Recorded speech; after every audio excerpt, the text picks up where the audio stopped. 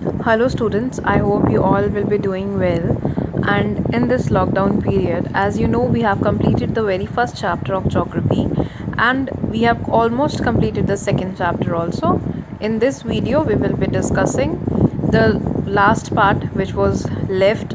We have to discuss about the minor landforms. We have discussed about the major landforms, the mountains, etc. We have discussed about them. Now today we will be discussing in this video about the minor landforms. The very first one is peninsula.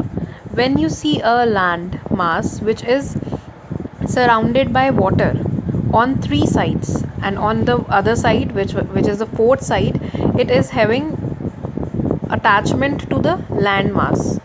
Okay, a larger landmass it's attached to its port side, it is known as peninsula. Like we are having Indian peninsula, we have discussed about Indian peninsula in detail also. Now you can see this Italian peninsula, you can see that it is covered by three sides, it is having water, it is surrounded by water, and on one side it is attached to the mainland, and it is a very big area to which it is attached to a big and a large, you can say, landmass it is attaching on the fourth side, while all the three sides are covered with water. So it is a peninsula, and this picture is of Italian peninsula. Now the second one is our isthmus. When we talk about isthmus, it joins two large land masses, and another thing is also added up, that it divides two oceans, you can say, or two large water bodies. It can be ocean, it can be sea. Like the Isthmus of Panama, we will be looking forward in the picture also, and it divides Atlantic Ocean and Pacific Ocean, while it joins two major land masses, that is North America and South America. So this is the Isthmus of Panama. In this way, isthmus is that particular landmass which is a stretch. It joins two major land masses and divides two water bodies, two large water bodies. They can be oceans, they can be seas also. Okay.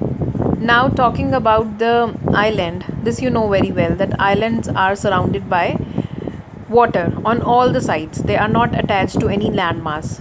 On all sides they are having water. Like we are having Sri Lanka, Britain, both are the islands, and in India we are having the Andaman and Nicobar. Okay, they are in Bay of Bengal, while Arabian Sea we are having Lakshadweep Islands. When the group of islands is seen, it forms archipelago. Okay, so this is the archipelago of Palau. It is an island country. So as it is an island country, it is having a large chain, many islands are there, so they form a chain like structure which is known as archipelago, and it is present in the Pacific Ocean. So this way you have to cover the minor landforms, and keep in mind the pictures so that it can be very much clear and you have a clear picture of that thing in your mind. Now talking about the landforms and people, how they affect people and their lives. Landforms affect people and their life.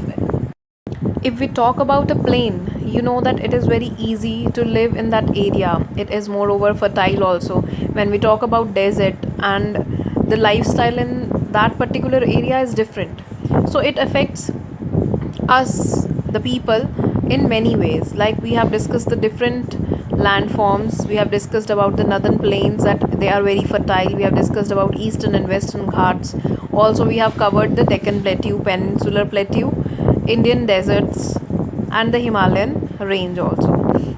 So this way we have discussed all these things, and you know that it is very much important that in hilly areas people, they can't live very easily, as the hills are slopy, so they have to construct their houses very carefully. Now looking at the difference, so as I told you that farming and building houses is very easy in the plains, while it is very difficult when we talk about the mountains.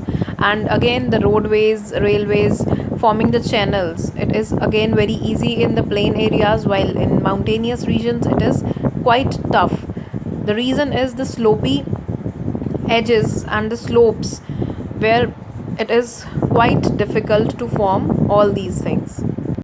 and as you know, it is easier to live in such areas, so people will prefer to live in plains. So the plains, they are very much crowdy places, and they are noisy also, as many people are living over there. While when we talk about the mountains, they are sparsely, or they are you can say less populated as compared to the plains. So they are peaceful also. The plains are more polluted, while the mountains, they are less polluted, as they are having few people. Now talking about the different physical features which we have discussed, the Himalayan range, it helps us, it is having many passes, so it allows the invaders also to enter in India, but it protects us also. So it protects us from different invasions, but as it is having passes, so it gives the way to different foreign traders, travelers, when they want to come in. Okay, when we talk about the next part, that is the Indo-Gangetic plains, we have discussed about them, that they are very much fertile, as the rivers Ganga and Indus, they bring the alluvium. The alluvium is brought to this particular land, and it is very much helpful for agriculture. It is very fertile, and agriculture in this area is done to a great extent. When we talk about the Vindhya and the Satpura ranges, they are present in the mid of the Indian subcontinent, and again these are the mountain ranges, so they help us to protect ourselves from foreign invasions. Moreover, you know this very well, that India is having a peninsular region. The V shaped structure, which is in the south, is the peninsular region, and it is protected as we are having water bodies on three sides. Due to the presence of the water bodies, India can do trade with the other continents also. All the other continents which are present close to India, India can interact with them, India can do trade with them with the help of the water bodies which are present in the south. Okay, so this way India acts as the subcontinent. So India is also known as the subcontinent, and it is having a very big coastline also. Now we will be discussing about the plains and plateaus which are present in our world, all over the world. Green color shows the plains. Very first one we have to discuss is our Indo-Gangetic plains present in India, while the other one are the Great Plains of North America.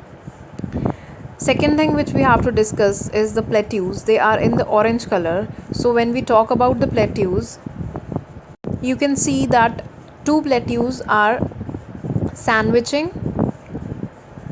Gangetic plains. The very first one is the Tibetan plateau, that is in China, and the other one is the Deccan plateau of India. So these are the two plateaus, and they are present nearby us, and one is present in India only. Another plateau which we have to discuss is the East African plateau, which is present in Africa and to the east part of the Africa. Now we will be discussing about the mountain ranges, and here we are discussing the fold mountains. In red color you can see the young fold mountains, while in green color you can see the old fold mountains, starting with the Andes, then Rockies, North America and South America. Appalachians, they are old fold mountains present in North America. When we come to Africa, we are having Atlas as young fold mountains, and when we come to Europe, it is having Alps as again young fold mountains, and in India we are having Himalayas, they are young fold mountains, while Aravalis, they are old fold mountains. Talking about Australia, we are having the Great Dividing Range, which is again old fold mountain, and talking about Urals, they divide Asia and Europe. So it is very easy to remember as Ural and Europe and Asia. Okay.